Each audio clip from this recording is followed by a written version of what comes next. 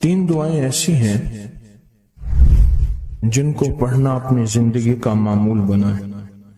ان کے فوائد، ان کے فضائل، ان کی برکات اور ان کے کمالات زندگی میں بہت زیادہ ضروری ہیں، اور آج کے فتنوں کے دور میں ان کی برکات ہماری زندگی کی، ہمارے دن رات کی اشد ضرورت ہے.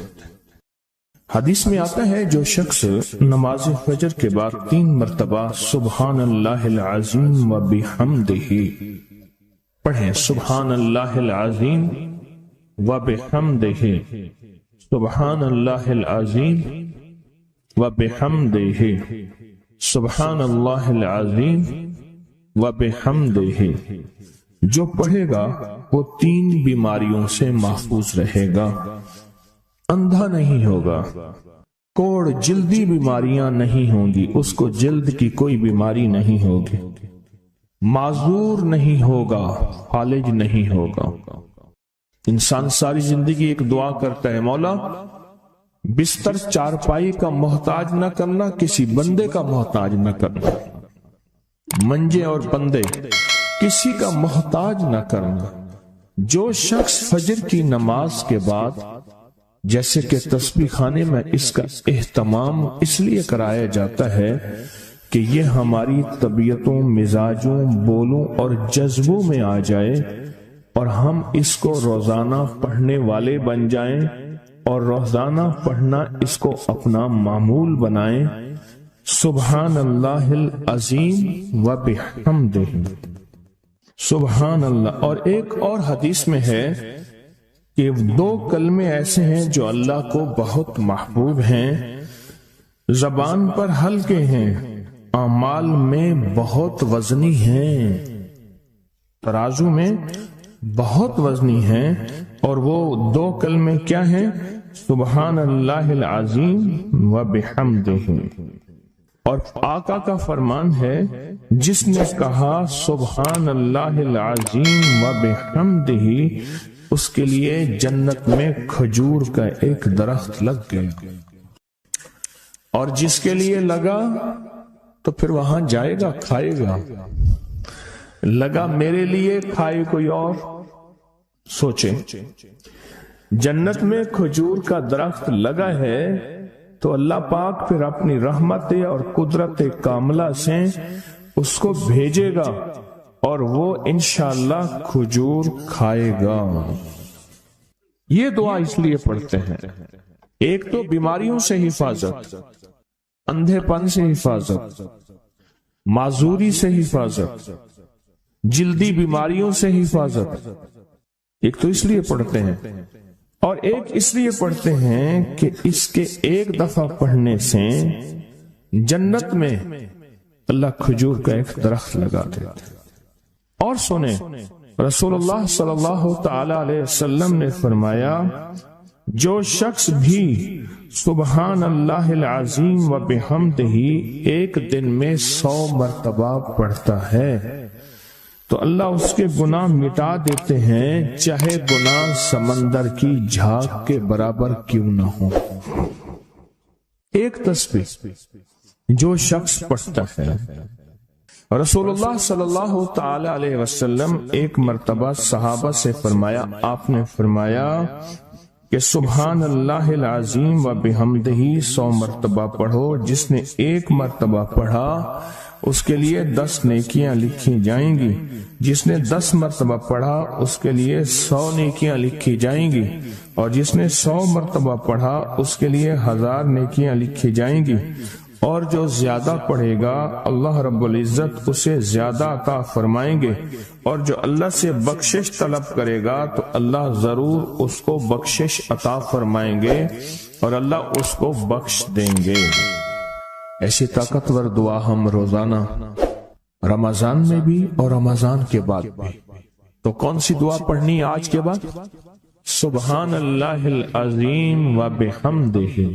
کیا پڑھنا؟ یہ دعا روزانہ کو اپنے معمولات میں، اپنی تسبیحات میں، اپنے معمولات میں، اپنی عادت اور عبادت میں شامل کر لیں. تو انشاءاللہ فائدہ، نفع اور بہت زیادہ۔ ایک اور دعا ہم پڑھتے ہیں، اللہم اجرنا من النار۔ اچھا، اپنی ذات کے لیے اکیلے پڑھیں تو اللہم اجرنی من النار، اگر مجمع کے لیے اکٹھا پڑھیں تو اللہم اجرنا من النار۔ فرمایا حدیث میں ہے کہ جس شخص آپ ایک دفعہ فجر کی نماز سے فارغ ہوں تو کسی سے بات کرنے سے قبل اللہم اجرنا من النار، اے اللہ مجھے آگ سے بچا لے، پڑھ لیں، تو فرمایا اگر اس دن اس کو موت آ گئی تو اللہ اس کو آگ سے بچائے گا۔ اور جو مغرب کی نماز کے بعد پڑھے گا، مغرب کی نماز کے بعد، تو اللہ پاک اگر اس کو موت آ گئی تو اسی رات اس کو اللہ پاک آگ سے بچائیں گے، آگ سے۔ اور حدیث میں آتا ہے جب تم فجر کی نماز پڑھو، فارغ ہو جاؤ، تو یہ دعا 7 مرتبہ پڑھو۔ کون سی دعا؟ اللہم اجرنا من النار، اللہم اجرنا من النار، اللہم اجرنا من النار، اللہم اجرنا من النار، اللہم اجرنا من النار، اللہم اجرنا من النار، اللہم اجرنا من النار، اللہم اجرنا من النار، اللہم اجرنا۔ یہ دعا بخار کا بہت زبردست علاج ہے، جس کو بخار نہ چھوڑتا ہو۔ یہ دعا ہائی بلڈ پریشر کا زبردست علاج ہے۔ یہ دعا غصے کا علاج ہے۔ یہ دعا جس کے اندر وسوسے بہت زیادہ آتے ہوں، منفی وسوسے بہت زیادہ آتے ہوں، جو نیکی سے ہٹاتے ہوں، اس کا علاج ہے۔ اللہم اجرنا من النار، یہ بہت طاقتور علاج ہے۔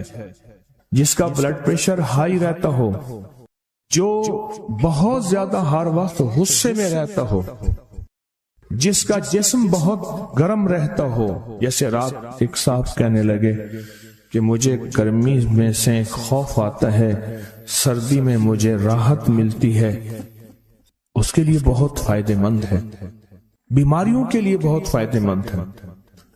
ایک عمل ہے بہت طاقتور اور بہت زبردست عمل ہے، اور پوری دنیا کو اس عمل سے بہت فائدہ پہنچا ہے کہ 2 رکعت نماز نفل پڑھ کے 3 بار سورۃ یاسین پڑھے، اور جو اللہ سے مانگے اللہ عطا کرتا ہے۔ سوچیں، ساری دنیا کی نوافل جتنی بھی ہیں، ایک فرض تو فرض کے سجدے کا مقابلہ نہیں کر سکتے۔ ساری دنیا کی نوافل فرض تو فرض ایک سجدے کا مقابلہ نہیں کر سکتے۔ فرض نماز پڑھی، اور فرض نماز پڑھنے کے بعد سورۃ یاسین 3 بار نہیں پڑھی، سینکڑوں بار پڑھی۔ پھر آپ نے نہیں پڑھی، اس وقت آن لائن پوری دنیا میں کتنے بے شمار لوگ ہیں جو تسبیح خانے کے ان اوقات کے مطابق انہوں نے اپنے آپ کو فارغ کیا ہے، خالی کیا ہے، اور سورۃ یاسین لے کر بیٹھے ہیں۔ انہوں نے بھی پڑھی 3 بار سورۃ یاسین، آپ نے بھی پڑھی، اور آپ کے علاوہ پوری دنیا کے کتنے بے شمار لوگوں نے پڑھی۔ کسی نے درد سے، کسی نے غم سے، کسی نے جذبے سے، کسی نے آنسو بہاتے ہوئے، کسی نے اللہ سے باتیں کرتے ہوئے، کسی نے درد اور وجدان کی کیفیت سے۔ یہ لمحہ قبولیت کا ہے، یہ لمحہ قبولیت کا ہے، اور اس لمحے دعائیں قبول ہوتی ہیں، فریادیں پوری ہوتی ہیں، آسیں امیدیں بر آتی ہیں۔ یہ بہت قبولیت کا لمحہ ہے، اور یہ بہت مقبولیت کا لمحہ ہے۔ اس عمل کے بعد سورۃ یاسین پڑھی جائے۔ انفرادی پڑھنے سے 3 بار تو فائدہ ہوتا ہے۔ جس کو بھی میں نے یہ عمل بتایا، جس کو بھی میں نے یہ عمل بتایا، اس کو بہت فائدہ ہوا، اس کو بہت نفع ہوا۔ سوچیں، اجتماعی بیٹھ کے جب پڑھیں گے اس کا کتنا فائدہ ہوگا، اور اس فائدے پہ یقین ہو، یقین ہو کہ جو کچھ ہوا ہے یہ فائدہ 100% ہے، اس میں کوئی شک نہیں ہے، اس پہ 100% یقین ہو۔ اس پہ 100% یقین ہو۔ عمل ہوا اور عمل پہ یقین نہ ہوا، عمل کی تاثیر ختم ہو جاتی ہے۔ عمل ہوا اور عمل کے اوپر اعتماد نہ ہوا، عمل کا فائدہ ہواؤں میں تحلیل ہو جاتا ہے، اور عمل کیا اور اس پہ شک ہوا، وہ شک عمل کی طاقت کو ختم کر دیتا ہے۔ اس پہ 100% یقین ہو۔ اتنے سارے لوگوں نے بیٹھ کے پڑھا اور یقین سے پڑھا۔ اور ایک بات اور ہے، اگر آپ سورۃ یاسین پوری نہیں پڑھ سکے، سورۃ یاسین بعض اوقات بعض بندے اٹک اٹک کے پڑھتے ہیں اور دعا کا وقت ہو گیا، آپ چاہے بعد میں اس کو پوری کریں لیکن پوری ضرور کریں، میری طرف دیکھتے رہیں، پورا کریں لیکن اس سورت کو پورا ضرور کریں۔ اللہ نے یہ موقع دیا ہے رمضان کا، آج پہلا روزہ ہے اور پہلی سحری ہے، اور پہلے روزے اور پہلی سحری میں اتنا طاقتور عمل کیا ہے۔ اب سوچنا یہ ہے کہ اتنے طاقتور عمل میں نے دعا کون سی مانگنی؟ ایک تو پہلے یقین ہے انشاءاللہ کہ میری دعائیں قبول ہیں۔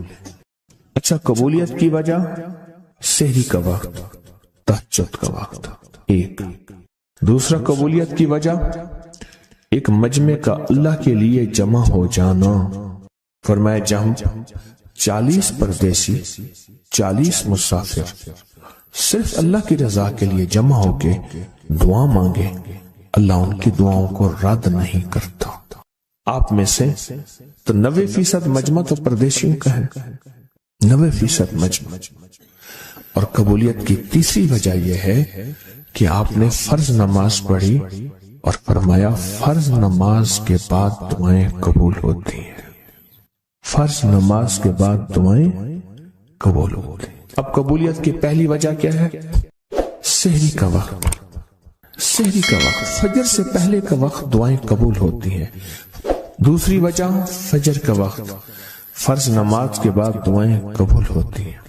اور تیسری وجہ مسافروں کا مجمع، اور چوتھی وجہ رمضان کے اللہ جل شانہ نے فرشتوں کو حکم فرمایا، فرشتوں ساری عبادات چھوڑ دو اور میرے روزے داروں کی دعاؤں پہ آمین کہو۔ ساری عبادات چھوڑ دو اور میرے روزے داروں کی دعاؤں پہ آمین کہو۔ ایک چوتھی وجہ ہو گئی کہ فرشتوں نے آپ کی دعاؤں پہ آمین کہا۔ اور پانچویں وجہ مل کے سورۃ یاسین پڑھنا، مل کے سورۃ یاسین۔ فرمایا سورۃ یاسین ہر تنگی سے نکالتی ہے، ہر مشکل سے نکالتی ہے، ہر ناکامی کا علاج ہے، ہر پریشانی کا علاج ہے، اور ہر ناممکن کا علاج ہے۔ اور فرمایا سورۃ یاسین مردوں کو بھی نفع دیتی ہے اور زندوں کو بھی نفع دیتی ہے۔ سورۃ یاسین جو نزع کی سکرات کی حالت میں ہو اس کو بھی نفع دیتی ہے، اور سورۃ یاسین اس بندے کی جو کسی تکلیف کی نزع میں، قرضے کی نزع میں اور بیماری کی سکرات میں ہو اس کو بھی نفع دیتی ہے۔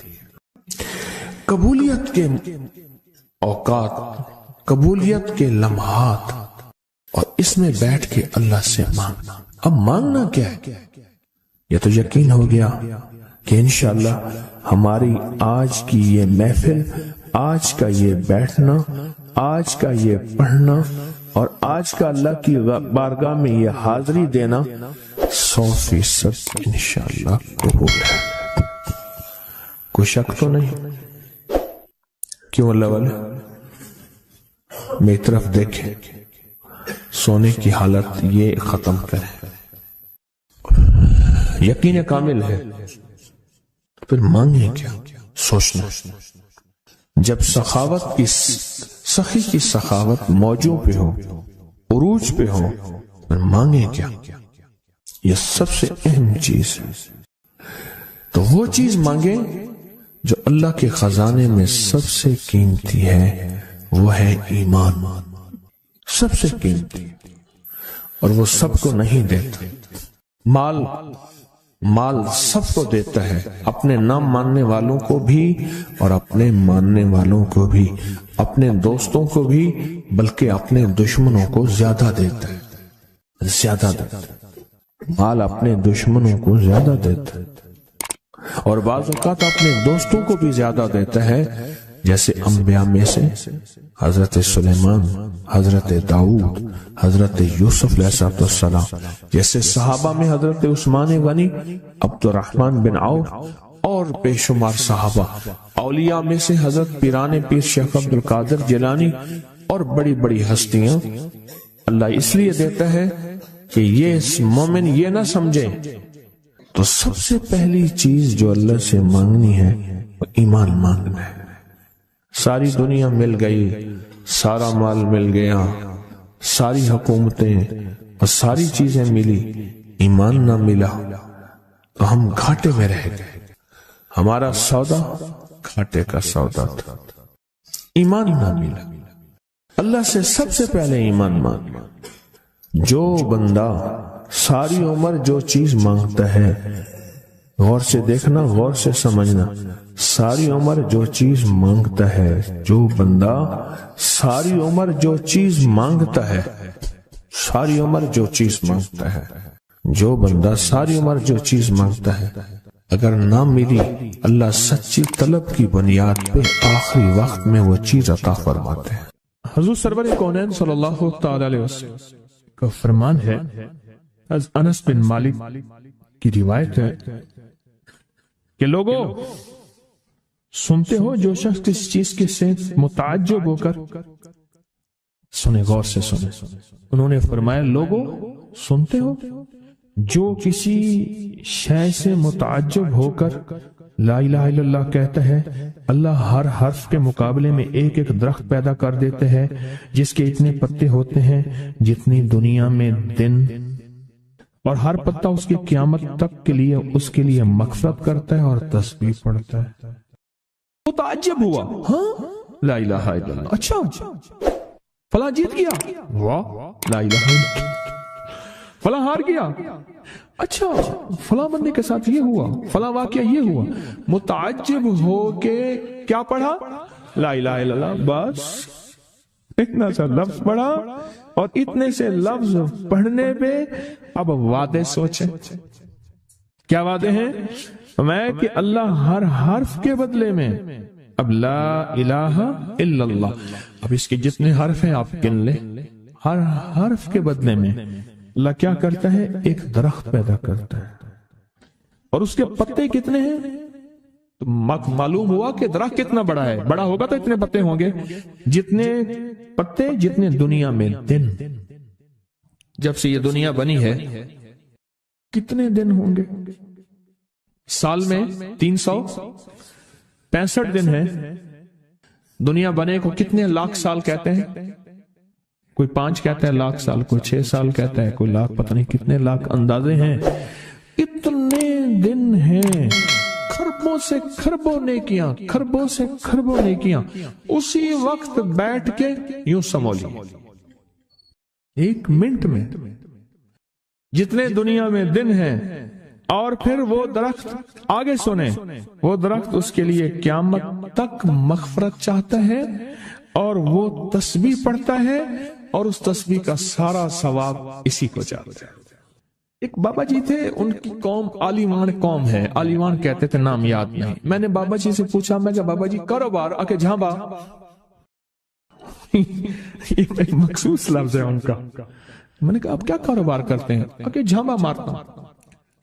جھانبا اصل میں کہتے ہیں درخت کا ایک بہت بڑا لڑا اور شاخ ہو، اس کو جب گھسیٹیں گے تو اس کے ساتھ پتے، چیزیں، شاخیں، تنکے، بہت سی چیزیں اکٹھی ہو کے، سمجھ گیا نا، اس کے ساتھ آتی ہیں، اس کو آپ گھسیٹتے جائیں، جو کچھ دھاگا پڑا ہے، رسی پڑی ہے، شاپر پڑا ہے، لفافہ پڑا ہے، اسی کے ساتھ سمیٹتے آئیں گے، تو وہ بہت سی چیزیں ساتھ لے آتا ہے۔ میں نے اس سے پوچھا کاروبار کیا ہے؟ کہہ رہا بس میں جھانبا برینا، بس والوں نے بات۔ وہ جھانبا کیا تھا؟ وہ 3 چیزیں بیچتا تھا، بازار کے ایک کونے سے دوسرے کونے تک۔ دانتن نہیں ہوتا یہ خواتین، اس کے گلے میں ہوتا تھا، ساتھ ایک کٹر ہوتا تھا، ایک وہ بیچتا تھا، دوسرا عطر ہوتا تھا، جس کو بارے کہتا کپڑا پھٹ ونجے خوشبو نہ ونجے، اس کے بعد میں الفاظ تھے کپڑا پھٹ جائے خوشبو نہ جائے۔ تیسرا کوئی سرما تھا، وہ بیچتا تھا شہر کے دروازے ایک بازار کے چلتے پھرتے ایسے، اس کو وہ جھامبا کہتا تھا۔ وہ کہتا تھا بس تھوڑی دیر کام کرتا ہوں روزی بن جاتی ہے، میں آتا ہوں۔ یہ ایک دفعہ جو کلمہ پڑا اس پہ اتنا بڑا جھامبا لگا، متعجب ہو کر، تعجب میں آ کے ایسی تعجب، اچھا لا الہ الا اللہ۔ اللہ پاک فرماتے ہیں جا تیرے ہر حرف کے بدلے، لا الہ الا اللہ کے کتنے الفاظ ہیں میں 12 تقریباً کہہ رہے ہیں آپ، کوئی مجھے 100% بتائے 12۔ اگر 12 بھی ہے تو ایک 12 پہ ہر حرف پہ کتنے درخت؟ ایک درخت، اور درخت کتنا بڑا؟ اتنا بڑا کہ اس کے پتے اتنے ہیں جتنے کائنات کے دن ہیں، عدد خلق ہی ورضا نفس ہی وزینت عرش ہی ومداد کلمات، جی 12 اس کے حرف ہیں۔ تو آپ نے تو بیٹھے بیٹھے کمائی کر لی۔ یہ مومنانہ مزاج ہے۔ مومن چلتے چلتے اپنی آخرت کی کمائی کرتا جاتا ہے، چلتے چلتے اپنی آخرت، اپنی دنیا۔ اچھا پھر ایک اور فائدہ ہوگا، جتنی اس کے لیے درخت پتے تسبیحاں کریں گے اتنا اس کی نیکیوں میں اضافہ ہوگا، اور جتنا نیکیوں میں اضافہ ہوگا اس کی رحمتوں کے یہ نور میں آتا جائے گا، اور جتنا نور میں آتا جائے گا اس کی بلائیں آفتیں مصیبتیں ٹلتی جائیں گی، اور جن بلاؤں آفتوں مصیبتوں کو جادو جنات نظر بد بیماریاں تکلیفیں حادثات گلیاں بند ہونا راہیں بند ہونا رزق بند ہونا صحت بند ہونا مشکل، یہ سب ایسی ٹلتی اور کٹتی اور ہٹتی جائیں، ایسی ہو جائیں۔